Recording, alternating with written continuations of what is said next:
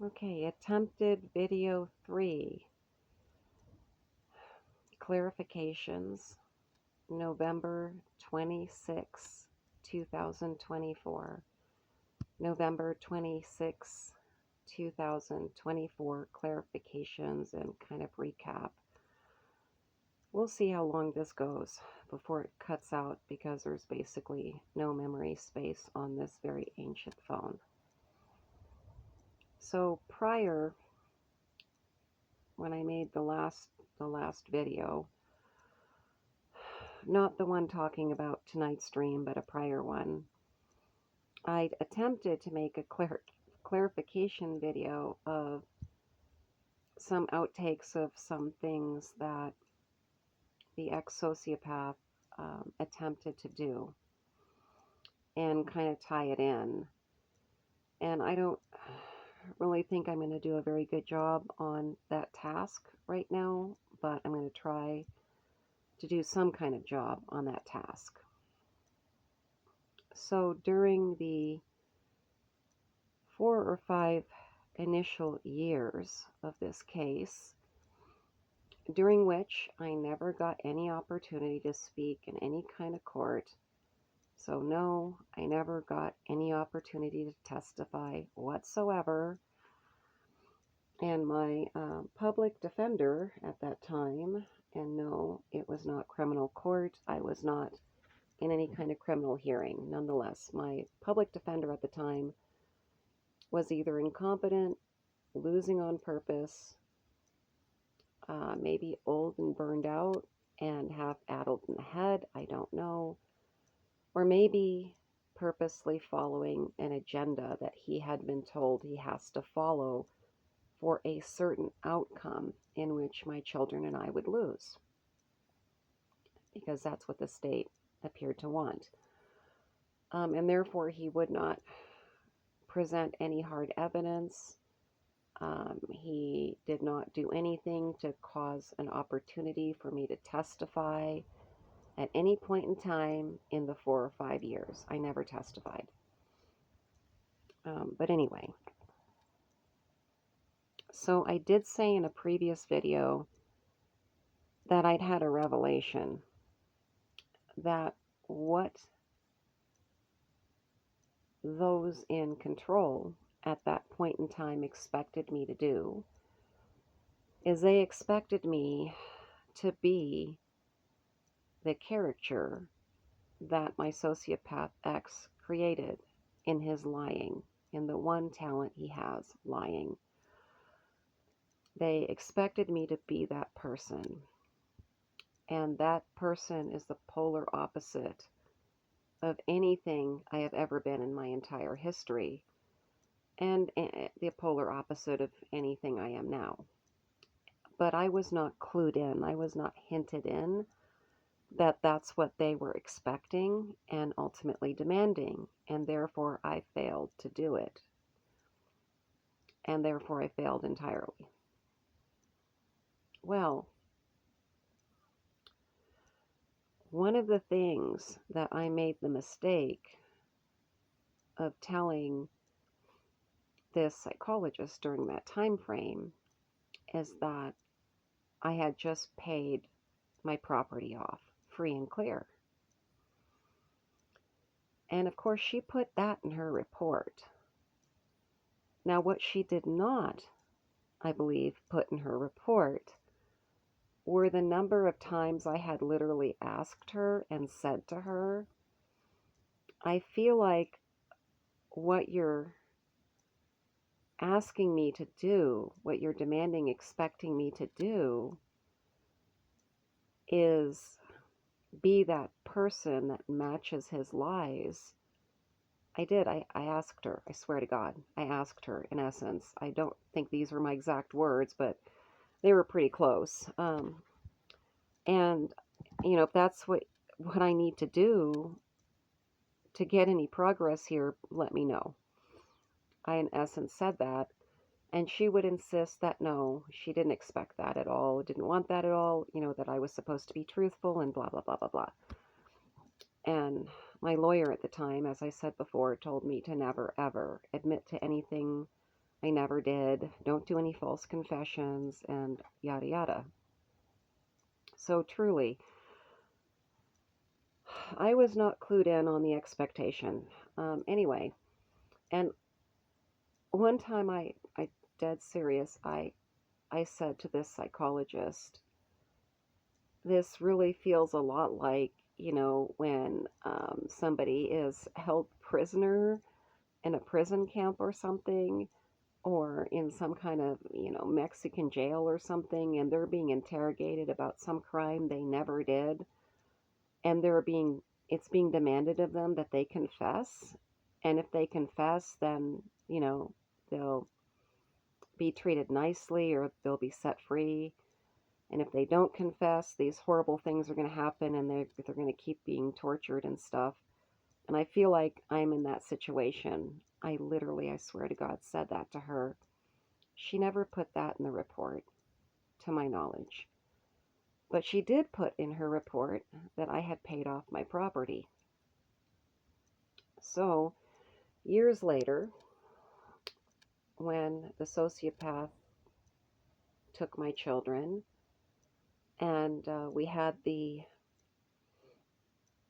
absolute, blatant, obvious, unjust, corrupt, my lawyer losing on purpose joke of a 4-hour court date,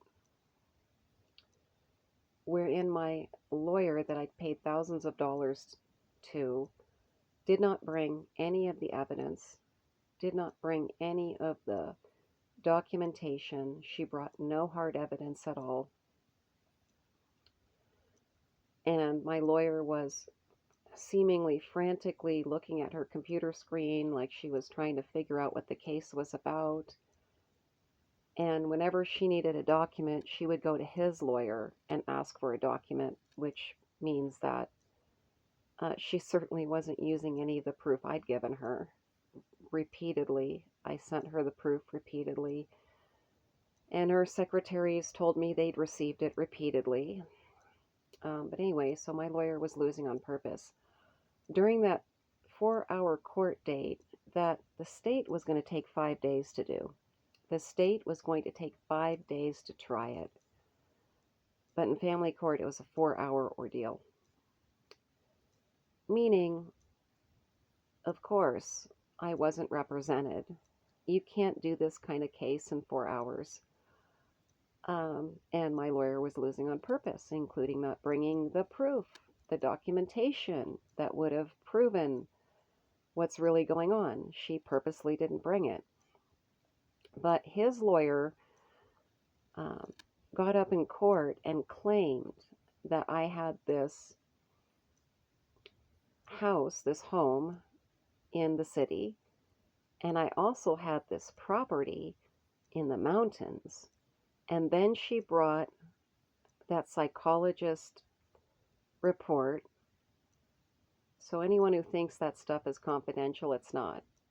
She brought the psychologist report proving that I had said I had paid off the property in the mountains. And then she tried to get those homes, to give the money or the homes to the sociopath, as well as over half of my income for the rest of my life. And here I am with 3 heart conditions that are incurable, with a genetic disease, autoimmune, that I was born with an income that would be sufficient to care for my children, but not an income sufficient for this. But she still used that psychologist report where the psychologist said that I told her I was paid off the property to try to take the property away from me, right? Well, luckily, the home in the city had gone into foreclosure status, and I actually had no idea. I had no idea. And my sister had taken it back shortly prior to that, and then it went to foreclosure status. And the place in the mountains, he couldn't steal that either. And he's still trying to this day. He's still trying. I don't own the property, but he's trying to steal it to this day. Um, and this last summer, when he created 4 or 5 court dates to demand more money, lying and claiming I have businesses I don't have, lying and claiming that he doesn't know where I work and I surely have more income than I have, and then also trying to get me to produce any college transcripts, university transcripts to prove that I can make more money and demand more money. Um, I used to be a welfare mother. I used to be a welfare mother. I came up from being a welfare mother. And of course, now I make less money. I make far less money than I did as a welfare mother, because the money is just being stolen to pay for the continued abuse of my children and to pay for him to continue abusing me as well by proxy and by stalking and stalking by proxy. But that's another story. Um, but yeah, this last summer, he again claimed that he believed I owned businesses I don't own, and therefore he wanted more money.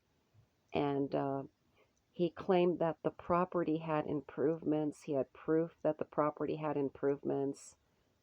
And he again tried to take the property that I don't have. And it was more than evident to me that the absolute agenda is to render me homeless, obviously render me with not enough money to pay for any physical medical care at all, render me without any money to pay for anything needed to maintain employment. So inability to pay for internet, auto insurance, fuel, housing, render me without any money for any of that, so therefore cannot maintain employment. And then get me thrown in prison, because that's what happens in my state. They just put you in prison if you can't pay for the ongoing child abuse that's going on. And probably the agenda is to get me dead. That's probably the agenda. And of course, within all of this, the agenda for him is to make sure that through all of this time, the children do not speak to me, do not have phone calls with me, do not have any kind of visits with me, do not exchange letters, do not have any contact at all with me. Because if the children had been able to speak with me and visit me in any kind of normal capacity and see my life in any kind of normal capacity, his lies and parental alienation, that part of his abuse, would have fallen apart. It would have fallen apart. I truly believe that. So he didn't want them to have any contact with me at all. And he knew by doing the things he did, he would very easily prevent them from having any contact at all. Because basically, the only way that I can have contact is if I pay a lot of money for it and travel many hundreds of miles for it and pay a lot of money for it again. And when you have the contact that way, it greatly, greatly, greatly further convinces your children that you are these things that you have never ever been. And not only that, the cost is prohibitive, because over half my income is being stolen, and the cost is, it's not possible. The cost is not possible. Plus, it further destroys the children, and it further destroys me, and it doesn't lead to anything good. It's just destructive and abusive to the children and to me, and it just furthers the lies that the children have been told because it makes it look like those lies are true. And there's no need to do anything to make it look like those lies are true. That's counterproductive. He obviously also wants to make sure that I cannot leave anything to the children for later. His actions make it very clear that that's his agenda.